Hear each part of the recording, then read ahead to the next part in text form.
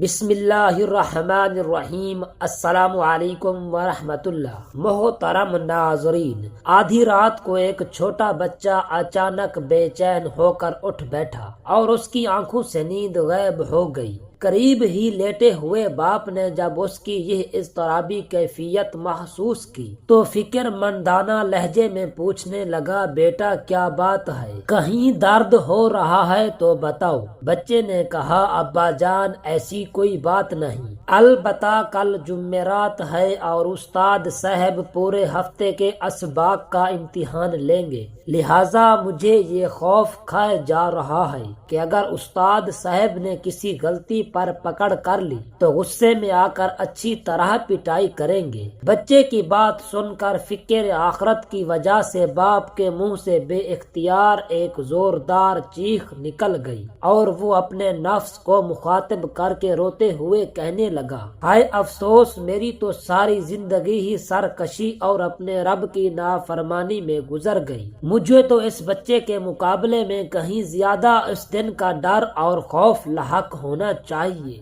جس دن پوری زندگی کا حساب دینے کے لیے اللہ عز و جل کی بارگاہ میں حاضر ہونا ہے۔ اسلامی بھائیوں، اس حکایت میں ہمارے لیے درس و عبرت کے بے شمار مدنی پھول ہیں۔ ہم میں سے ہر ایک کو اگر اس واقعے کو پیش نظر رکھ کر اپنی اور اس بچے کی حالت کا جائزہ لیں تو شاید درج ذیل نتائج برآمد ہوں گے۔ بچے کو تو چند دنوں کے امتحان کی فکر ہے، مگر ہم زندگی بھر کے امتحان سے غافل۔ اسے تو استاد کی سزا کا خوف ہے، مگر ہم عذاب الہی سے بے خوف۔ اسے تو ایک آدھی خطا کی فکر ہے، مگر ہم خطاؤں کی بہتات کے باوجود بے فکر ہیں۔ اسے تو دنیاوی امتحان کی فکر رات بھر بے چین رکھے، مگر ہم امتحان آخرت کا عقیدہ رکھنے کے باوجود غفلت کی چادر تانے بے سدھ پڑے خواب خرگوش کے مزے لوٹیں۔ غور کیجئے، کہیں ایسا تو نہیں کہ ہم دنیا کی محبت کھو کر آخرت کو بھلا بیٹھے ہوں؟ کہیں ایسا تو نہیں کہ ہم حصول مال کے جنجال میں پھنس کر حساب و کتاب کو بھلا بیٹھے ہوں؟ کہیں ایسا تو نہیں کہ ہم مخلوق کی محبت میں خود رفتہ ہو کر یاد الہی سے غافل ہو چکے ہوں؟ کہیں ایسا تو نہیں کہ ہم گناہوں میں بدمست ہو کر توبہ کو بھلا بیٹھے ہوں؟ کہیں ایسا تو نہیں کہ ہم عالیشان مکانات کی تعمیرات میں مصروف ہو کر آخرت کی سب سے پہلی منزل قبر کو بھلا بیٹھے ہوں؟ فرمان مصطفیٰ صلی اللہ علیہ وسلم ہے، ان قریب میری امت پر ایک ایسا زمانہ آئے گا کہ وہ 5 سے محبت رکھیں گے اور 5 کو بھول جائیں گے۔ نمبر 1، دنیا سے محبت رکھیں گے اور آخرت کو بھول جائیں گے۔ نمبر 2، مال سے محبت رکھیں گے اور حساب آخرت کو بھول جائیں گے۔ نمبر 3، مخلوق سے محبت رکھیں گے اور خالق کو بھول جائیں گے۔ نمبر 4، گناہوں سے محبت رکھیں گے اور توبہ کو بھول جائیں گے۔ نمبر 5، محلات سے محبت رکھیں گے اور قبرستان کو بھول جائیں گے۔ میٹھے اسلامی بھائیوں، دور حاضر قیامت کی نشانیوں اور اس سے پہلے رونما ہونے والے بے شمار فتنوں سے لبریز ہے۔ ہر نیا دن نئی علامات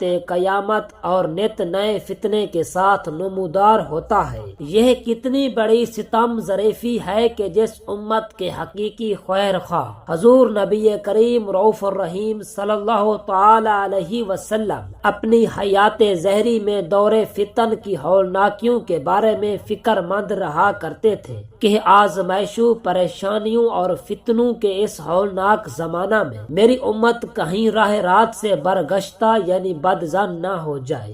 آج اسی امت کے افراد ان فتنوں میں پڑ کر اپنے ہی ہاتھوں دین و دیانت، حق و امانت اور بہمی محبت و شرافت کا بے دریغ قتل عام کر رہے ہیں۔ لہٰذا ضرورت اس بات کی ہے کہ ہر طبقے سے تعلق رکھنے والے اسلامی بھائیوں اور اسلامی بہنوں تک رحمت عالم نور مجسم صلی اللہ تعالی علیہ وآلہ وسلم کے وہ ارشادات عالیہ پہنچائے جائیں جن میں پیارے آقا صلی اللہ تعالی علیہ وآلہ وسلم نے فرمایا، ایک زمانہ ایسا آئے گا قرب قیامت کی نشانیوں میں سے ہے، قیامت اس وقت تک قائم نہ ہوگی یا اس جیسے دیگر الفاظ ارشاد فرمائے۔ 14 سال پہلے ہی اس موجودہ اور آئندہ دور کے فتنوں کی پیش گوئی فرماتے ہوئے ہمیں ان کی بھڑکتی آگ کے اٹھنے والے شراروں یعنی شعلوں سے اپنا دامن بچانے کی ترغیب دلائی۔ آئیے برکت و عبرت حاصل کرنے کے لیے چند احادیث مبارکہ ملاحظہ فرمائیے۔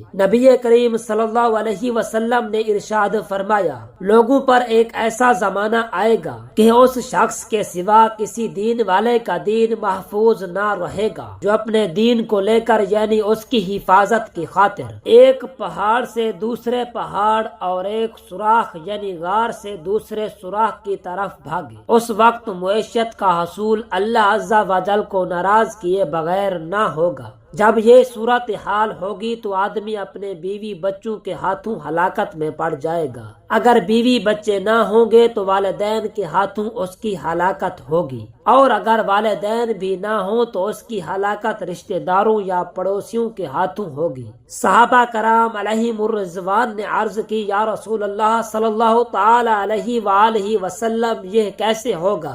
آپ صلی اللہ تعالی علیہ وآلہ وسلم نے ارشاد فرمایا، وہ اسے تنگ معیشت پر آر یعنی شرم دلائیں گے، اس وقت وہ اپنے آپ کو ہلاکت کی جگہوں میں لے جائے گا۔ اس حدیث پاک پر خصوصاً وہ اسلامی بہنیں غور کریں جو اپنے شوہروں کو ان کی آمدنی پر طرح طرح کے تانے دیتے ہوئے اس طرح کی جلی کٹی باتیں سناتی ہیں، فلاں نے اتنا بڑا مکان بنا لیا، فلاں کتنا خوشحال ہو گیا ہے، تم بھی تو کچھ کرو، تمہاری تنخواہ تو انتہائی نامعقول ہے، اس میں تو گھر کے اخراجات ہی پورے نہیں ہوتے، وغیرہ وغیرہ۔ نیز شوہر ملازمت و کاروبار سے جیسے ہی تھکا ہارا گھر آتا ہے، اپنی فرمائشوں اور بچوں کی شکایتوں کے انبار لگا کر اس کو مالی حالات سے بیزار اور ذہنی اذیت میں گرفتار کر دیتی ہیں۔ نتیجہ بیچارہ شوہر ان کے تانوں سے بچنے اور ان کی بے جا فرمائشیں پوری کرنے کے لیے حلال و حرام کی پرواہ کیے بغیر حصول مال کو وبال میں پھنس کر بادل نخواستہ یعنی چاہتے ہوئے بھی ناجائز ذرائع اختیار کر بیٹھتا ہے، جیسا کہ آئندہ زمانے میں سر اٹھانے والے فتنوں کے بارے میں ایک حدیث شریف یہ بھی ہے۔ حضرت سیدنا ابو ہریرہ رضی اللہ تعالی عنہ سے روایت ہے کہ سید عالم نور مجسم صلی اللہ تعالی علیہ وآلہ وسلم نے فرمایا، لوگوں پر ایک زمانہ ایسا آئے گا کہ آدمی کو اس بات کی کوئی پرواہ نہ ہوگی کہ اس نے مال کہاں سے حاصل کیا، حرام سے یا حلال سے۔ آخر زمانہ میں لوگ دین سے بے پرواہ ہو جائیں گے، پیٹ کی فکر میں ہر طرح پھنس جائیں گے، آمدنی بڑھانے مال جمع کرنے کی فکر کریں گے، ہر حلال و حرام لینے پر دلیر ہو جائیں گے، جیسا کہ آج کل عام ہے۔ پیارے اسلامی بھائیوں، رزق حلال کھانے اور لقمہ حرام سے خود کو اور اپنے بیوی بچوں کو بچانے کے لیے علم دین سیکھنا اور حلال و حرام کا فرق جاننا نہایت ضروری ہے۔ یاد رکھیے، اگر ماں باپ، بہن بھائی، بیوی بچوں یا قرابت داروں کی بے جا خواہشات پوری کرنے اور ان کے تانوں سے بچنے کے لیے حرام و حلال کی پرواہ کیے بغیر مال و دولت جمع کرتے رہے اور علم دین سیکھ کر سنتوں کے مطابق ان کی تربیت نہ کی، تو کہیں ایسا نہ ہو کہ کل بروز قیامت یہی بیوی بچے آپ کے خلاف بارگاہ الہی میں مقدمہ کر دیں، جیسا کہ حضرت سمرقندی رحمت اللہ علیہ نقل کرتے ہیں۔ مروی ہے کہ مرد سے تعلق رکھنے والوں میں پہلے اس کی زوجہ اور اس کی اولاد ہے، یہ سب یعنی بیوی بچے قیامت میں اللہ عز و جل کی بارگاہ میں عرض کریں گے کہ اے ہمارے رب، ہمیں اس شخص سے ہمارا حق دلا، کیونکہ اس نے کبھی ہمیں دینی امور کی تعلیم نہیں دی اور یہ ہمیں حرام کھلاتا تھا جس کا ہمیں علم نہ تھا۔ پھر اس شخص کو حرام کمانے پر اس قدر مارا جائے گا کہ اس کا گوشت جھڑ جائے گا، پھر اس کو میزان یعنی ترازو کے پاس لایا جائے گا، فرشتے پہاڑ کے برابر اس کی نیکیاں لائیں گے تو اس کے عیال و بال بچوں میں سے ایک شخص آگے بڑھ کر کہے گا میری نیکیاں کم ہے، تو وہ اس کی نیکیوں میں سے لے گا۔ پھر دوسرا آ کر کہے گا تو نے مجھے سود کھلایا تھا، اور اس کی نیکیوں میں سے لے گا۔ اس طرح اس کے گھر والے اس کی سب نیکیاں لے جائیں گے۔ اور وہ اپنے اہل و عیال کی طرف حسرت و یاس یعنی رنج و مایوسی سے دیکھ کر کہے گا اب میری گردن پر وہ گناہ و مظالم رہ گئے جو میں نے تمہارے لیے کیے تھے۔ اس وقت فرشتہ کہے گا یہ وہ بد نصیب ہے جس کی نیکیاں اس کے گھر والے لے گئے